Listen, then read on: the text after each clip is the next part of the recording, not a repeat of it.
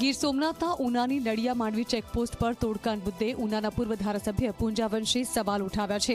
તોડકાંડમાં સામેલ ઉનાના પીઆઈ એન.કે. ગોસ્વામી અને એસઆઈ નિલેશ સુધી હજુ સુધી પોલીસ નથી પહોંચી શકી।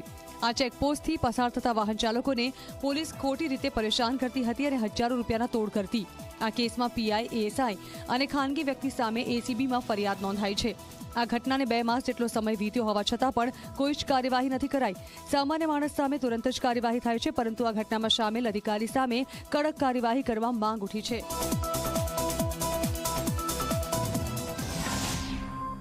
એ વહીવટી અધિકારીશ્રીઓનો પોતાની નીચેની તાબાની કચેરીઓમાં જે અધિકારીઓ કામ કરે છે એના ઉપર કોઈ પણ કંટ્રોલ નથી અને એના કારણે આ પ્રકારનું બેફામ થયું છે। ગૌસ્વામીની નિમણૂક થઈ એના અઠવાડિયા 10 થી 15 દિવસ પછી એસપી શ્રીને ફોન કરીને મેં જાણ કરી કે સાહેબ તમે આને કંટ્રોલ કરો।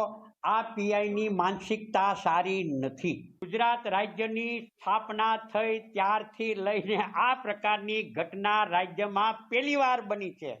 આમાં તો સરકારનું નાક કપાણું છે।